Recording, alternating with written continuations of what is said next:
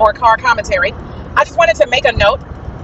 There was a conversation that I just chose not to participate in when it first came out, but it seems like there's a little bit of a resurgence, and every now and then somebody comments about why women would choose the bear. I've just noticed a few people making comments or posts that seem a little, I guess the modern day term it would be tone deaf. The point and the symbolism of the bear is going over some people's heads. And I just wanted to explain. People are being very kind of literal and obtuse about, oh, you would rather be in the woods with a man. You wouldn't really want to be there with a bear. They're so dangerous. That misses the point. The point is, a woman knows that a bear is dangerous. A woman knows what she's going to get with a bear or a lion or any other predator out in the wild. What you don't get from a bear that you deal with a man is the trickery and the treachery, the deception. It's the way that they approach as if they're sheep and goats and koala bears, for example. They approach harmlessly, but they're deceptive. Psalm 55:21. His words were smooth as butter, but in his heart was war, violence in some translations. Exodus 22 and also Deuteronomy 22. Talk about the men who are coercive controllers, the ones who get you by charming you and doing all this stuff and making all these promises and talking just a good game. And like a lot of the good men and the nice guys that talk a good game and they actually seem really legit up until a point. They do all of that to get your guard down, and then they turn into a bear or a lion or a wolf, some other type of predator. That's the point.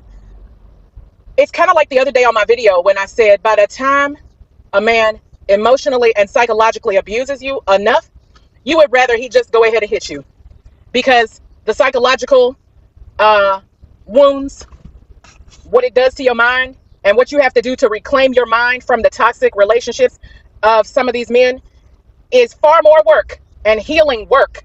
It has a depth because it gets down into your psyche.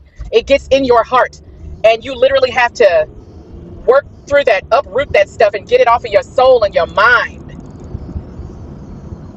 That's more difficult work oftentimes, most of the time, than the amount of work it takes to heal a physical wound. The same would be true if you got attacked by a bear. At least if a bear attacks you, your brain quite literally knows, oh, it's a bear. I might die. Oh, it's dangerous. Danger. Danger! Get on the floor! I couldn't resist. I have karaoke brain. So anyway, you know what you're getting with a bear. You don't know what you're getting if you meet a man in the woods. You don't know if you need to be just as guarded with that man as you would be with a bear. Men also, again, the added layer of psychological and emotional abuse they bring as humans. The concept of the bear is also still true with humans. I would rather have somebody be overtly rude, disrespectful, and racist, or rude, disrespectful, and abusive if it were a man. Just show me who you are up front so I can decide and govern myself accordingly whether or not I want to deal with you. I prefer those people over all the fake people showing fake love, and that's what a lot of these whoremongering men do. They try to convince you that they're not the bear, and then they flip the script and become the bear. Or they become some other more mild-looking predator, like a leech, that just attaches and sinks its hooks into you and sucks the blood life right out of you. But he's charming, he's so kind, he's so nice, and he took me out to dinner. But he's also emotionally unavailable, and therefore makes you carry all the emotional labor in the relationship. And you always got to tell him what to do, what to think, where to be, and handle the administrative load. And he wants you to think for him. So he doesn't just tell me. It sounds cute when they say, oh, your wish is my command. You just tell me whatever you want and I'll do it. I don't want to have to tell you everything. Duh. We're supposed to co-rule, man. Co-rule. It's not me thinking for you or you thinking for me. We both should be thinking. Because at the end of the day, on Judgment Day, nobody's going to stand and give an account for you but you. So you've got to use your own brain. That's what we're getting at when we say we would rather choose the bear. Or just give me, I would rather have a real live Just show me that you're an abuser so I can decide if I want to deal with that or not. But these men instead go to lengths that natural predatory animals in their habitat do not go to. You literally know what you're getting when you see a predator in the wild. You are in that predator's habitat. You should expect them to prey upon you. But when you meet men in the wild, your brain has to figure out, is this person safe or not? And that's what a lot of us are sick of having to figure out. We're quite sick to death of having to figure out which one of these Mickey Fickies is a predator and which one is safe. And quite frankly, based on what we've all learned from the whole nice guy, good man fakeness, most of them are not safe. Almost any man who subscribes to patriarchal doctrine and any doctrine that actually contradicts Yah's word and subjugates a woman or seeks somehow to diminish her autonomy, diminish her ability to have critical thinking skills, diminish her rights, her marital right to co-rulership, all of them are predatory in some way. All of the ones I just described. Any man who has a very narrow-minded and myopic view of women based on a little cherry-picked patch of scriptures instead of the entirety of rightly divided word is going to be a bit of a bear. He may not be a grizzly bear, but he's some kind of bear.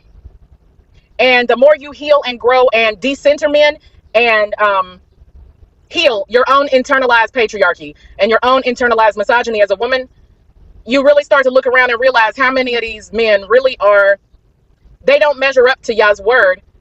They are filled with gender bias, and they're not doing their work to heal their hearts and minds from that.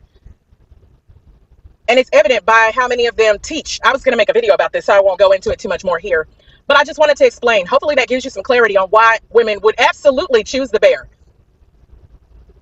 There's a good chance if you have the right food or something like that, you could actually get that bear off your trail. I've seen videos where people are out camping or hiking and a bear approaches, and there's a way that you can handle it to get the bear to go away.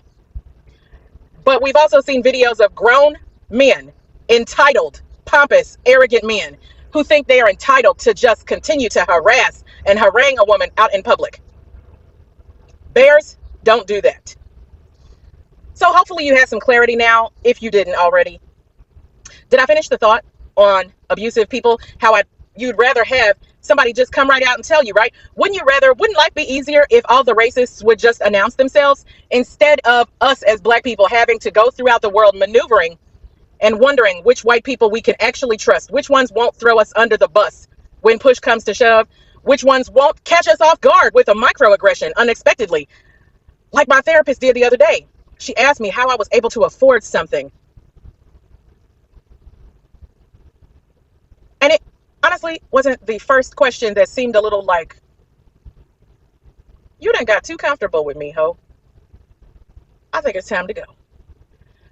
So do you understand? Because I feel like a lot of people, I think that patriarchy and man-centeredness in the world and in our faith-based fellowships, it's so deeply entrenched that it's almost more deeply entrenched than racism. Because even women struggle sometimes to understand some of the things that they need to understand on the topic of men and women and how we relate. And so if I put it in racial terms, I think more people get it. Hopefully that helps. Shalom.